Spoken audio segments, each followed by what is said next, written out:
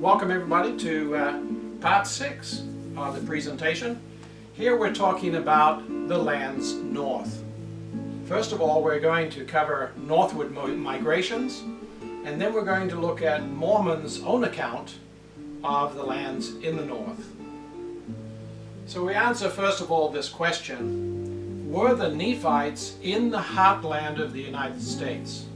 The answer to that is a definite yes, from everything that I can derive from the Metals map and the Book of Mormon geography.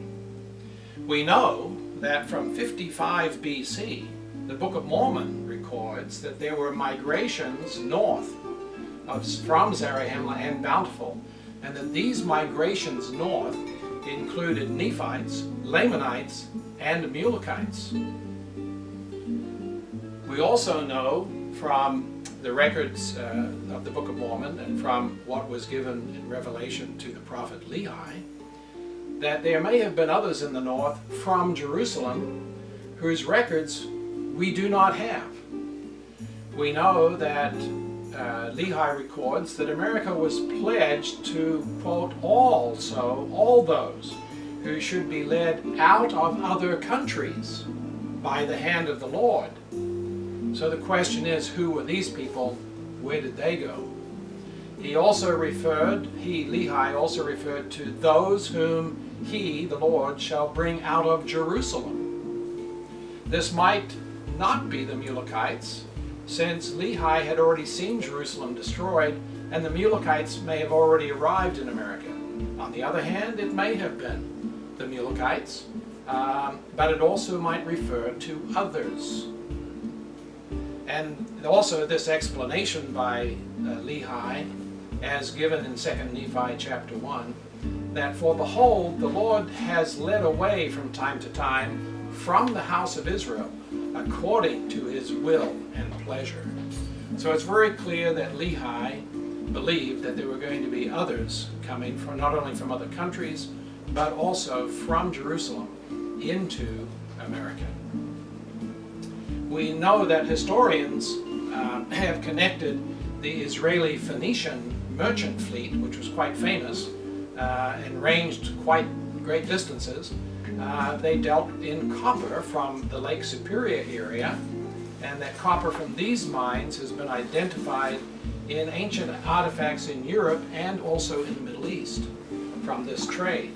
So certainly that trade route would have been accessible at least to wealthy families in both Israel and Judah because of that Israeli Phoenician merchant marine fleet. We know that the mound builders, seem to have had some connection with the Jewish faith. For example, the mound builder city in Ohio that has earthworks that depict items from the Hebrew temple. Also this discovery here, which had the 10 Commandments on it, and this figure with the name Moses over his head, also found in the Ohio. But it's not just that heartland area, but also to the west. Remember we talked about the Los Lunas Decalogue, which has the 10 Commandments inscribed on it in New Mexico, from an ancient form of the Hebrew language. So let's talk a bit more about these migrations to the north. Well, Alma chapter 63 describes in a fair amount of general detail the migrations to the north. We learn, for example, from about 55 to 52 BC, that 5,400 men with their wives and children departed into the land which was northward. And we learn about Hagoth, who built an exceedingly large ship on the borders of the land Bountiful by the land Desolation, and launched it forth into the West Sea by the narrow neck which led into the land northward. Many of the Nephites took their course northward. This man built other ships, and the first ship did also return, and many more people did set out again to the land northward. One other ship also did sail forth. Again, there were many people who went forth into the land northward. And we learn that Coriantum, one of the sons of Alma, had gone forth to the land northward in a ship. Question. Yes. And you started this when you highlighted the eastern half of the United States. Yet the ships are going up the West Sea on the kind of the western side of the United States. So That's correct. Address how they might have gotten across all that in terms of. The Book of Mormon gives us insufficient detail to be able to talk about that.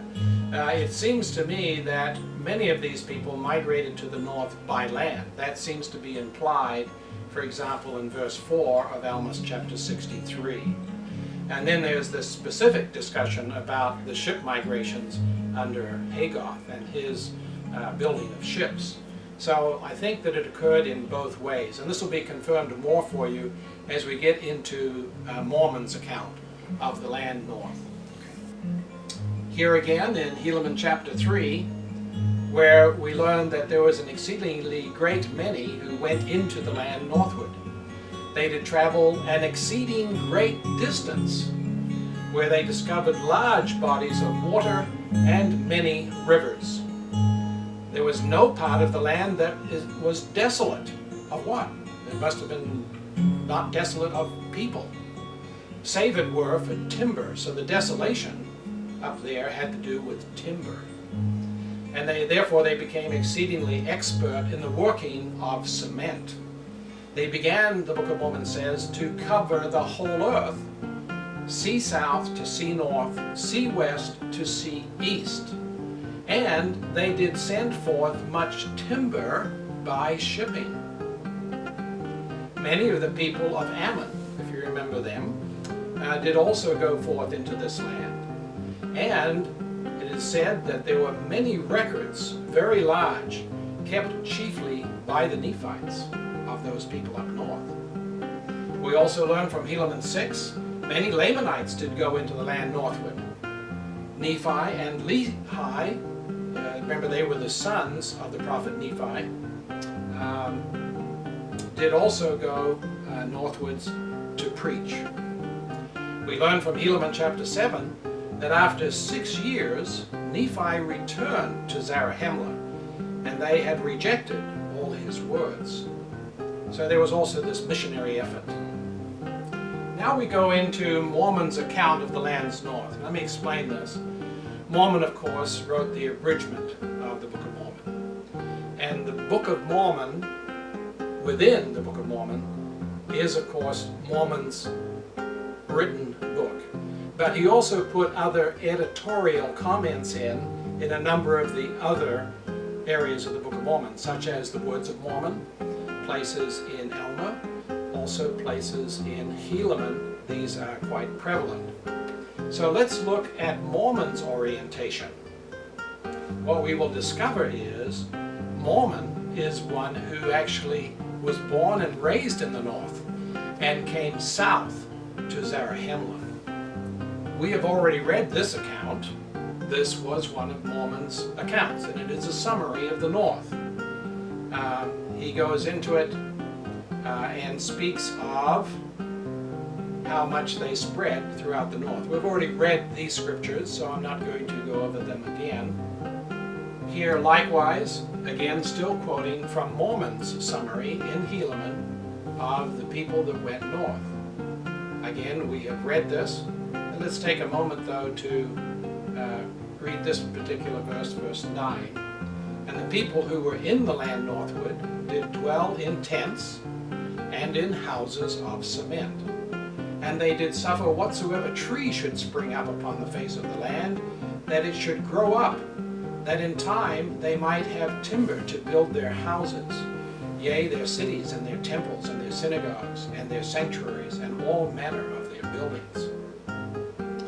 We of course learn from the Book of Ether that, we learn that the Jaredites, as they had populated the north, had stripped away much of the trees. Continuing in Mormon's summary of the north, let's take a little bit more focus now on the records.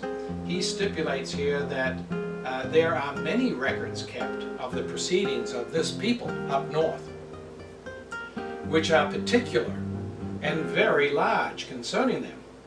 But he says, behold, 100th part of the proceedings of this people, their shipping and their building of ships and their building of temples, cannot be contained in this work.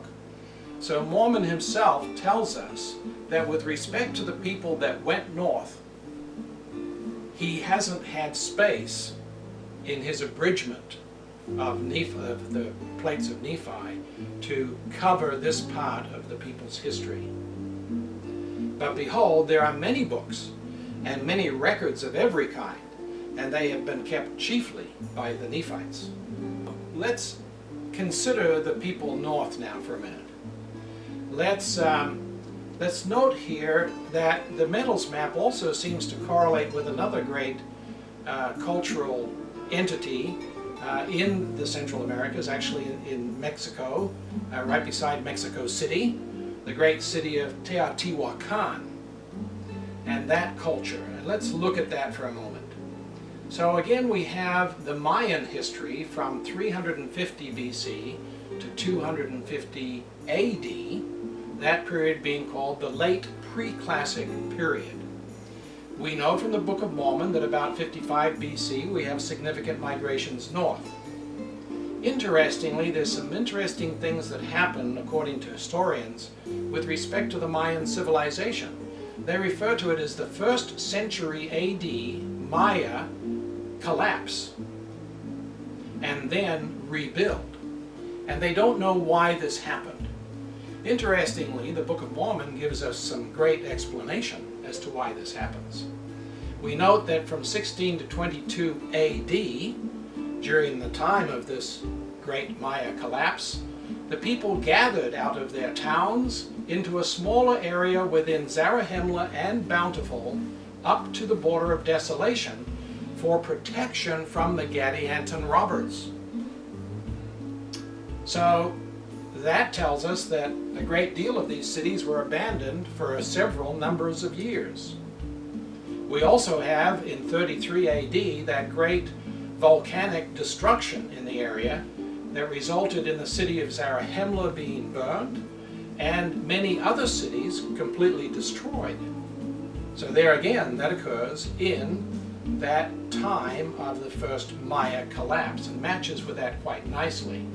Then by 60 AD, we have cities being rebuilt, including Zarahemla, which also matches the secular history of the Maya, how it collapsed and then rebuilt in that 1st century AD. So that matches very nicely to Book of Mormon history. Now let's take another exercise that I think you'll find interesting. Let's follow the prophet and the records that the prophet takes with him. Remember, we've already had this discussion. Remember how Nephi left the land of first inheritance. He fled it and went to the land of Nephi, took the records and everything with him. And then around 280 BC, we also have King Mosiah I also fleeing the land of Nephi, going north and discovering the people, the Mulekites, and brings with him the scriptures and the records of the people. Well, we have evidence that this movement of the prophets north continues. So let's look at that and see how that matches up with the great temple complex in the great city known as Teotihuacan. In the top left-hand corner there, you see a picture taken from the Temple of the Moon out over the temple complex. And in the distance, you see the Temple of the Sun.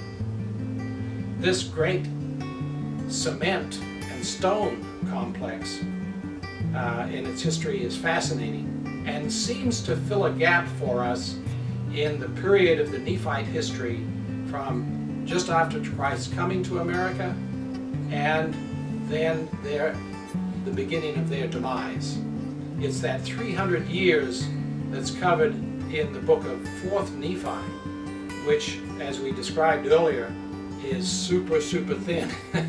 There's not much given to us about this time, but we can deduce a number of things. First of all, on the bottom left there, you'll see the relationship between the Mayan area and the Teotihuacan area with the red star. And the Book of Mormon metals map references would give us Zarahemla and Bountiful in the Maya area, Desolation, and then somewhere west and a little north of Desolation would have been the land of Moron, where the Jaredite kings had their residences. But let's talk about Teotihuacan specifically as we track the movement of the prophet and the records, the sacred records. First of all, Teotihuacan means the place of those who have the road of the gods. An interesting name. For LDS folks, that might be a very good description of people who have temples and understand temple ordinances. And of course, those temple complexes there at Teotihuacan would seem to also match that. In fact, that temple complex in many ways is very close in its construction to the prophesied temple complex of the New Jerusalem. So, what do we have? Again, in red we have the secular history. So, 300 BC, Teotihuacan has its first settlers from the south. Well, that probably would have been Mulekites. We have 280 BC, the prophet king Mosiah I, who travels up from the land Nephi up to Zarahemla. So there we have the prophet moving with the records. And about 100 BC, we have Teotihuacan with its first major cemented structures. Also, 55 BC, that seems to match up quite nicely, we have the Book of Mormon recording these migrations northward out of the land Zarahemla and Bountiful. Interestingly, at 30 BC, according to Helaman chapter 5, verse 14, we have the prophet Nephi no longer in Zarahemla. He is described as being in the city Bountiful. Zarahemla at that time was under the control of the Lamanites. By 33 AD, which is when the Savior arrives in the American continent, after the great destruction, the volcanic destruction, in 33 AD, the prophet Nephi is described as being at a temple in Bountiful. The city is not specifically named, but he's at a temple in Bountiful. And he has the records with him, we know, because the Savior has him bring the records. Okay? And then we have this period from 33 AD to about 300 AD that we refer to as that Nephite righteous period recorded in 4 Nephi, which tells us almost nothing. Okay, question. Did Nephi move the records and the center of worship north from Bountiful? Is it possible that Teotihuacan may have become the center of temple worship during that period? Well, we know that Teotihuacan was a multicultural religious center. We know that by 100 AD, the Temple of the Sun had been finished, and that by 250 AD, the whole complex was completed. Now, what's interesting about this Teotihuacan culture is that historians tell us that the influence of this culture can be measured as far north as New Mexico and as far south as Colombia. And it was a religious society. It was not a kingdom or a political society as we would think of it today, of nations or kingdoms. But rather, it was a religious culture that dominated its period. So that would fit very nicely with the description of 4 Nephi. We know that from the Book of Mormon that at 320 AD, the prophet Ammoron is described as being in the land Antum, and that he hides the records in the hill Shim. That land is north of Desolation. So perhaps this is also evidence of the northward movement of the center of worship, the prophet, and the records. Another interesting thing as we look at this possibility, that, as we said, the land of Antum is north of desolation. It includes the hill Shim, where the prophet Ammoron hides those sacred records. Now, what does Antum mean? Interestingly, it appears to be a Semitic word. An, the element of an, is a common affix used in all Semitic languages. It occurs especially in abstracts, meaning abstract nouns, similar to the use of the affix ship in the English language, such as kingship. Okay? Tum, the second element of the word, could be the common Western Semitic root meaning complete, whole, innocent, perfect, etc. Both the noun form and the infinitive form in the Hebrew are tom, which reverts in its earliest form to tum when it is not stressed. Forgive me if I've not pronounced those correctly. But interesting, that translation then gives us this meaning: to join or to put on or add on perfection. Again, a very apt description for LDS people of a land where there is a temple or a temple complex. And so perhaps Teotihuacan is itself in the land Antum, where one can put on perfection. And of course, a perfect name for a center of religious worship for a period of 300 years. So, where was Teotihuacan? This is what it would have looked like in 1519 AD. It's in the basin of Mexico, where the city of Mexico is today. That great lake, of course, is no longer there. But it was this the land of Antum. As we take a closer look at Teotihuacan, and the red icon there is on the Temple of the Sun, we see that there are a number of hills around that valley, which could be the hill Shem, where Ammoron could have secured the records. Now let's build this just a little bit further and now bring in Mormon. Ammoron, who has hid the records in the hill Shem, in the land Antum, passes custody of the records to Mormon. Mormon's home is north of desolation. In 385 AD, then, Mormon himself then transfers the sacred records to Moroni, further north, near Cumorah, as told us in Moroni chapter 9. So we see this progression again of the prophets, of the religious culture of the Nephites, fleeing throughout their history the Lamanites and their kings, progressively moving further north. Let's build on that just a little bit more. So let's look at Mormon's time and his history specifically to build this case a little bit more.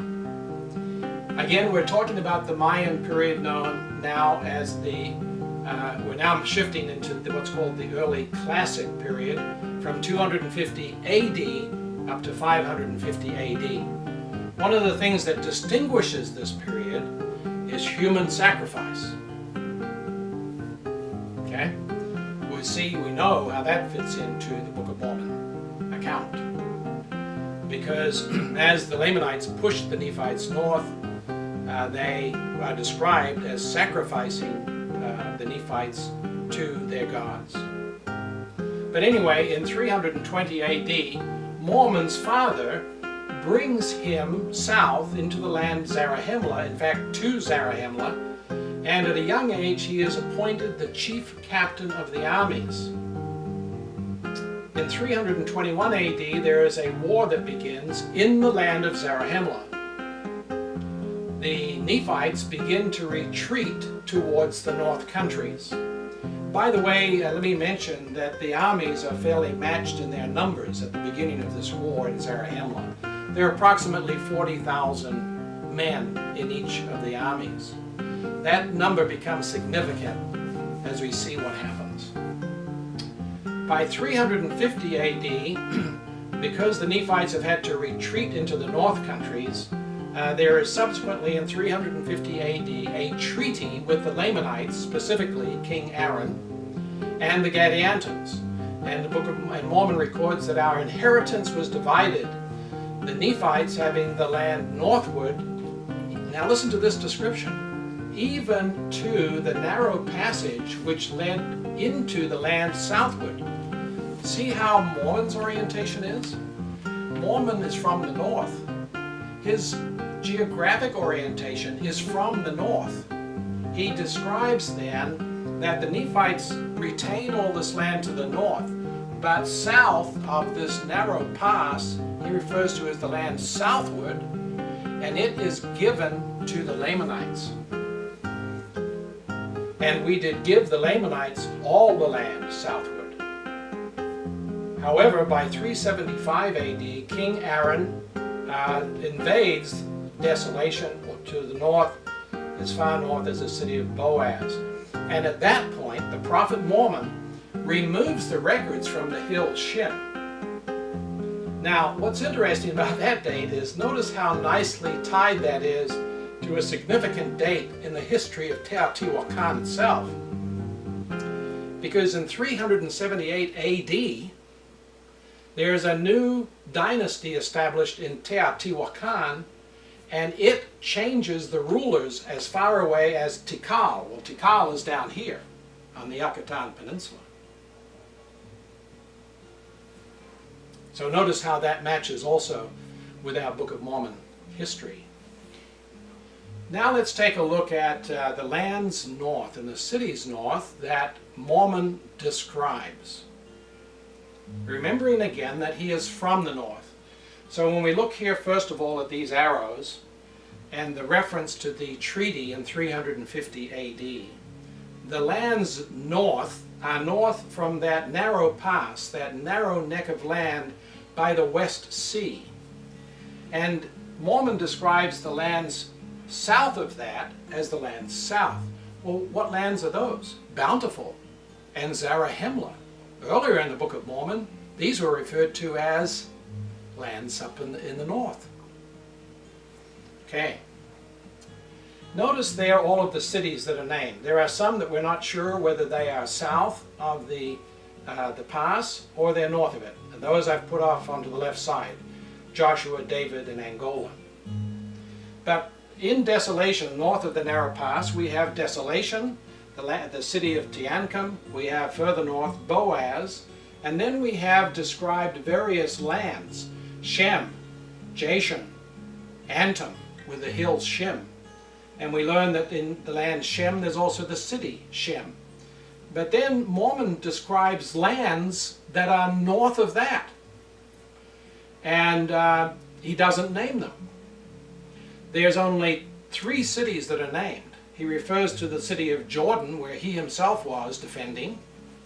And there are other cities that he mentioned, 2 of them by name, Moriantum and Sheriza, that were defended by some of his compatriots. And then further north of that is the land Cumorah, with its hill named Cumorah. Let's see how this fits into Mormon's account of the destruction of the Nephites, their retreat to the north. First of all, we have the treaty broken. Actually, interestingly, broken by the Nephites, who thought that they could take back the lands in the south first. But they were unsuccessful. Subsequent to that, King Aaron invades the north. And he has a major victory all the way up to the city of Boaz in 375 AD. And so the Nephites are pushed now further north.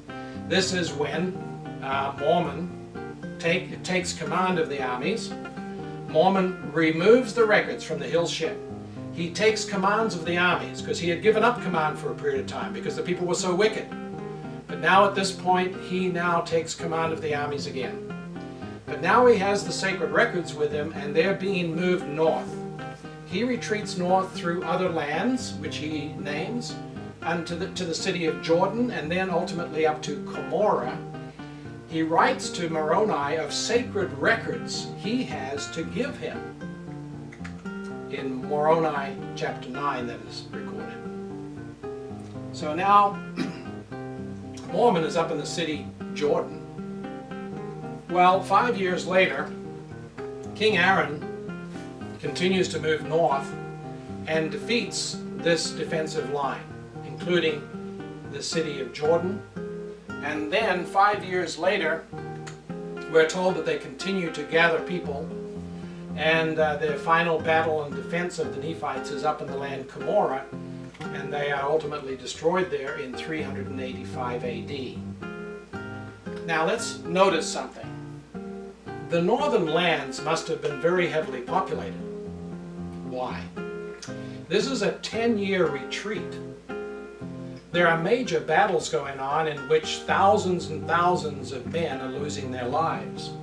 And yet during this period, the Nephite army grows from 40,000 down in Zarahemla to 230,000 by the time of the last battle. Notice also that the Lamanite army also grows from 40,000 down near Zarahemla to an overwhelming number that was uncountable by the time of the last battle up in Cumorah. So it appears that this was an internal revolution with the majority favoring a Lamanite king over a Nephite religious order. Or I would say that the religious order to a great extent had collapsed, and I would suggest that the Nephites now consisted of people who wanted to be independent and free. But the majority of the people were wanting a king. And so the majority of the people were siding with the Lamanite king, and their armies grew to an uncountable number. This is an interesting summary again, back into Helaman, the Book of Helaman, an interesting summary again by Mormon of the north and the records that were kept. Verse 15 and 16. But behold, there are many books and many records of every kind, and they have been kept chiefly by the Nephites. And they have been handed down from one generation to another by the Nephites, even until they have fallen into transgression and have been murdered, plundered, and hunted, and driven forth and slain, and scattered upon the face of the earth, and mixed with the Lamanites, until they are no more called the Nephites, becoming wicked and wild and ferocious, yea, even becoming Lamanites. And so this is the final state of the Lamanites. The Nephites.